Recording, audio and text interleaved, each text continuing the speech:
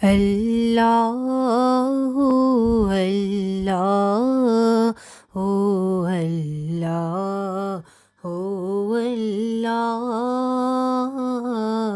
اللہ اللہ اللہ اللہ۔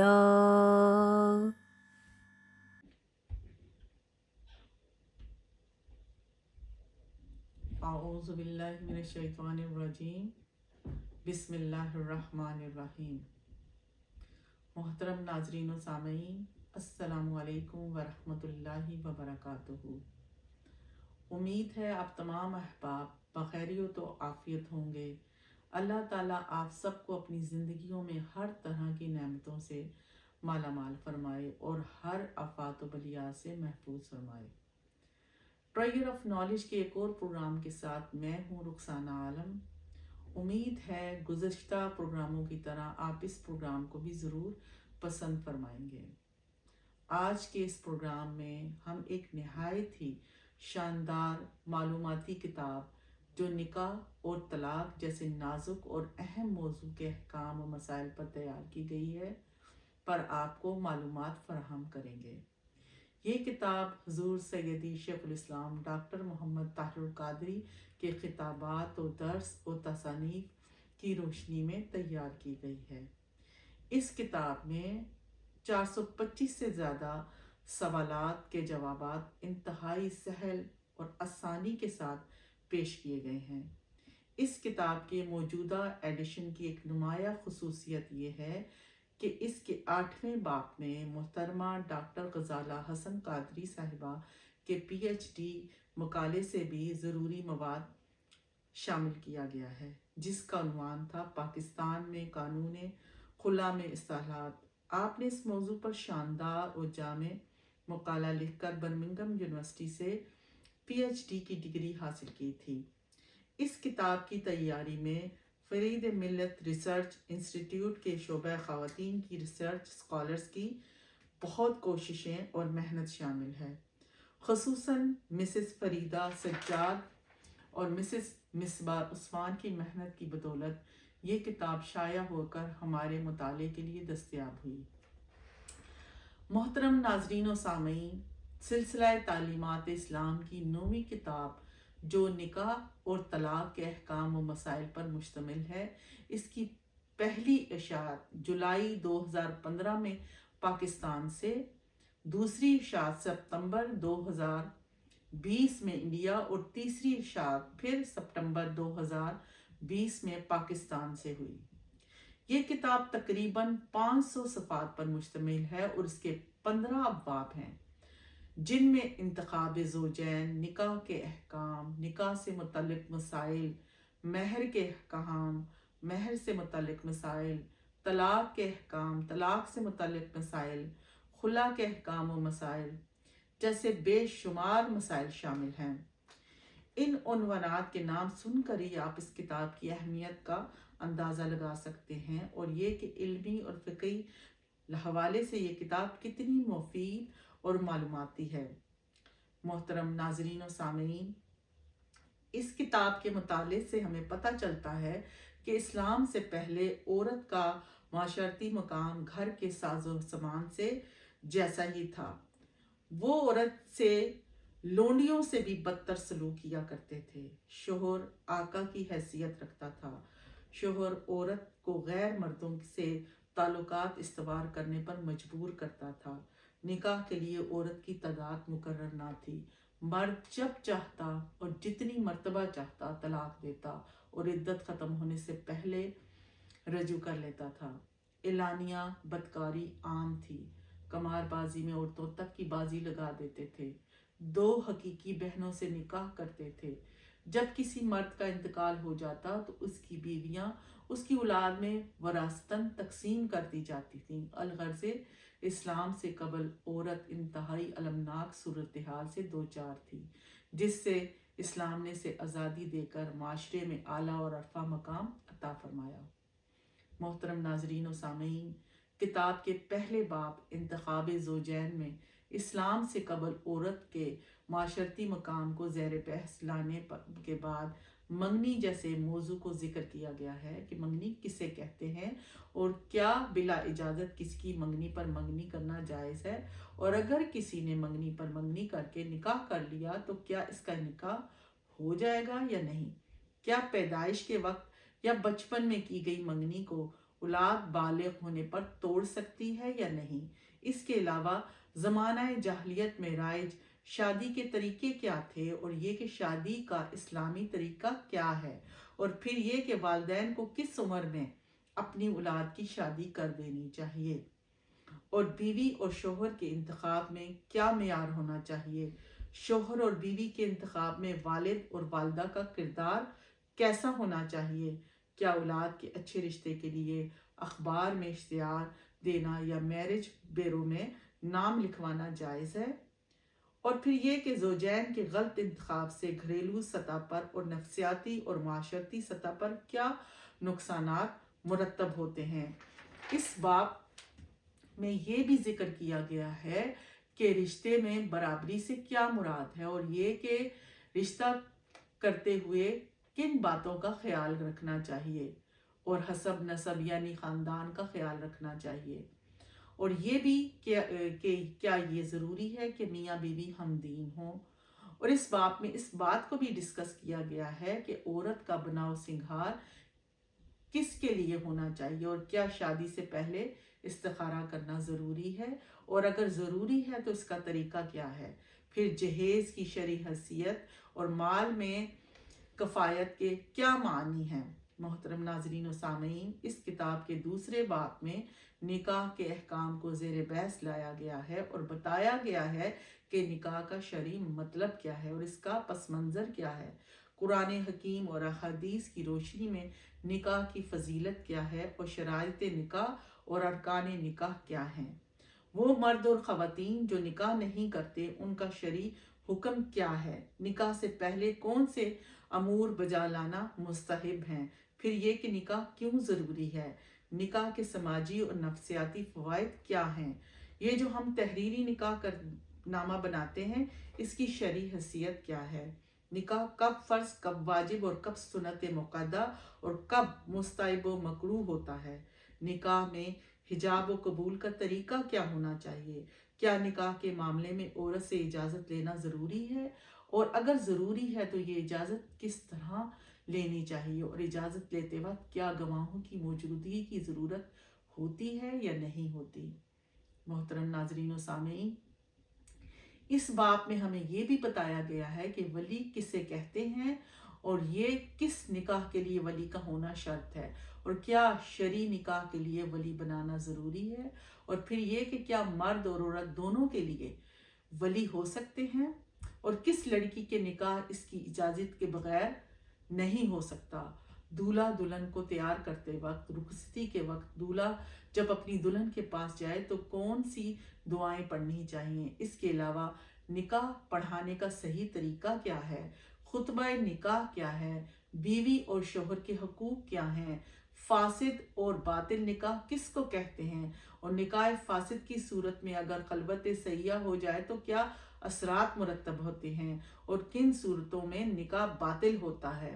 محترم ناظرین و سامعین، اسی دوسرے باب میں بدکاری کسے کہتے ہیں، دنیا میں بدکار کی سزا کیا ہے، آخرت میں بدکار کے بارے میں کیا وعید آئی ہے، عہد رسالت میں حضور نبی اکرم صلی اللہ علیہ وسلم نے نوجوان کو بدکاری سے کیسے روکا، بدکاری سے بچنے کے لیے کیا خوشخبری ہے، جیسے عنوانات اور موضوعات کو بھی زیر بحث لایا گیا ہے۔ اس کے علاوہ حلالہ کسے کہتے ہیں، حلالہ کی شرائط کیا ہیں، حلالہ کرنے اور کروانے والے کے بارے میں شرعی حکم کیا ہے کو بھی بہت تفصیل سے بیان کیا گیا ہے۔ محرمات سے کیا مراد ہے، وہ کون کون سی عورتیں ہیں جن سے نکاح حرام ہے، اسلام میں 4 عورتوں سے زیادہ کی حرمت سے کیا مراد ہے، حرمت ملک حرمت شرک کسے کہتے ہیں، اس باب کے آخر میں اس بات کو بھی زہر بحث لایا گیا ہے کہ حرمت غیر منکوحہ کسے کہتے ہیں۔ محترم ناظرین و سامعین، اس کتاب کے تیسرے یعنی نکاح سے متعلق مسائل کے زیر عنوان 50 سوالات قائم کیے گئے ہیں جن کی نوعیت بہت ہی اہم ہے، مثلاً क्या इस्लाम में पसंद की शादी करना जायज़ है, क्या कोर्ट मैरिज करना जायज़ है, वगैरह वगैरह। इन सारे सवालात और उन्वानात को यहाँ तफसील से जिक्र करना मुमकिन नहीं है, लिहाजा आप अपने इल्म की तशनगी बुझाने के लिए इस किताब को ख़रीदें और इसका मुताला करें। इससे आपको बहुत मालूमाती चीज़ें हासिल होंगी। मोहतरम नाजरीन और सामीन, किताब के चौथे और पांचवें बाब में महर के अहकाम, इससे मुतालिक मसाइल को ज़हर बहस ला गया है। मसलन महर किसे कहते हैं और इसकी सही होने की क्या शराइत हैं, और कम से कम और ज़्यादा से ज़्यादा महर कितना होना चाहिए, अज़वाज मुतारात का हक महर कितना था, और ये कि सईदा कायनात हज़रत फ़ातिमा तो ज़ोहरा का हक महर कितना था, महर की रकम कब अदा करनी चाहिए, जैसे उन्वानात और मसाइल पर सेर हासिल बहस की गई है। मोहतरम नाजरीन व सामीन, इस खूबसूरत किताब के छठे और सातवें बाब में तलाक के अहकाम और मसाइल को तफसीलन जिक्र किया गया। मसलन तलाक की तारीफ क्या है, इसकी शरई हैसियत क्या है, तलाक देने का शरई तरीका क्या है और इसकी कितनी किस्में हैं, तलाक अहसन, तलाक हसन, तलाक बिद्दत किसे कहते हैं। मोहतरम नाजरीन व सामीन, और ये भी बयान किया गया है कि अगर शोहर औरत को तलाक दे तो रजू करने का तरीका क्या है, और ये कि अगर मर्द इकट्ठी 3 तलाकें दे तो रजू करने का क्या तरीका हो सकता है, इसका अमल क्या होता है और इसकी अमूमी सूरतें क्या क्या हो सकती हैं, और क्या तलाक का हक शरई तौर पर बीवी को भी दिया जा सकता है या नहीं, और ये कि तलाक देने का हक सिर्फ मर्द को ही क्यों दिया गया है, औरत को क्यों नहीं दिया गया, जबकि निकाह तो दोनों का बाहमी राज़मंदी से तय पाता है। वो कौन सी सूरतें हैं जिनमें औरत अपने शोहर से तलाक का मुतालबा कर सकती है। ये वो मौज़ूआत हैं, वो मसाइल हैं जिनका जानना, जिनका इल्म हासिल करना हर मुसलमान के लिए लाजमी है। हम अपना बहुत सारा कीमती वक्त फजूल कामों में ज़ाया कर देते हैं। इसके बजाय अगर हम इस किस्म की दीनी मालूमाती किताबों का मुताला करें तो इससे हमें फ़ायदा भी हासिल होगा, हमारी मालूमात में इजाफ़ा भी होगा और हमारी ज़िंदगियों में बेहतरी भी आएगी इंशाअल्लाह। मोहतरम नाजरीन व सामीन, किताब का 8वां बाब खुला के अहकाम व मसाइल से मुताल्लिक है, जिसमें बताया गया है कि खुला कहते किसे हैं और इसका फ़लसफ़ा क्या है। अगर औरत अपनी अज़दवाजी ज़िंदगी से मुतमइन ना हो तो उसके लिए कुरान और सुन्नत में क्या हुक्म है। अगर किसी ने खुला का दावा दायर करना हो तो उसका कानूनी तरीक़ाकार क्या है, और ये कि मुस्लिम आइली कवानीन के मुताबिक अदालत कितने अरसे में खुला का फ़ैसला कर सकती है, और वो कौन कौन सी वजूहात हैं जिनकी बिना पर औरत खुला ले सकती है। अगर खुला के लिए कोई ठोस वजह ना हो तो फिर औरत के लिए खुला लेना कैसा है। क्या औरत का हसूल खुला के लिए सबूत देना ज़रूरी है, और क्या खुला के लिए मर्द की रजामंदी ज़रूरी है। अगर खुला हो जाए तो उस सूरत में कौन सी तलाक वाक़या होगी, और क्या खुला के बाद भी मियाँ बीवी रजू कर सकते हैं। मोहतरम नाजरीन व सामीन, इसी बात में खुला के साथ साथ तनसीख़ निकाह को भी ज़ेर बहस लाया गया है, और बताया गया है कि तनसीख़ निकाह किसे कहते हैं और औरत किन किन वजूहात की बिना पर तनसीख़ निकाह करवा सकती है। ऐसा शोहर जो बीवी को मारता पीटता हो, नान नफका ना देता हो, ना खबरगिरी करता हो और ना ही तलाक देता हो, तो क्या इस सूरत में बज़रिया अदालत तनसीख़ निकाह करवाना जायज़ है या नहीं है। मोहतरम नाजरीन व सामीन, इस किताब के 9वें बाब में लिआन के अहकाम व मसाइल बयान किए गए हैं कि लिआन कहते किसे हैं और इसकी शराइत और तरीका क्या है। लिआन के लिए पहले मर्द गवाही दे या औरत, और ये कि क्या लिआन के बाद तलाक देना ज़रूरी है या नहीं। अगर कोई शख्स अपनी बीवी पर बदकारी का इल्ज़ाम लगाए और सबूत पेश ना कर सके तो इसके बारे में क्या हुक्म है। मोहतरम नाजरीन व सामीन, किताब के 10वें बाब में ज़िहार के अहकाम व मसाइल का बयान करते हुए बताया गया है कि ज़िहार कहते किसे हैं और इसकी शराइत क्या है। ज़िहार करने वाले जिससे ज़िहार किया जा रहा है इससे मुतालिक शराइत क्या हैं। इसके अलावा मुज़ाहिर भी से मुतालिक शराइत क्या हैं। ज़िहार का कुफारा और हुक्म क्या है, और क्या बीवी को बहन कह देने से ज़िहार हो जाता है? क्या औरत को किसी मर्द से तशबीह देना भी ज़िहार है? और अगर शोहर अपनी बीवी को माँ और बीवी अपने शोहर को बेटा कह दे तो क्या इन दोनों के दरमियान तलाक वाक़या हो जाती है या नहीं?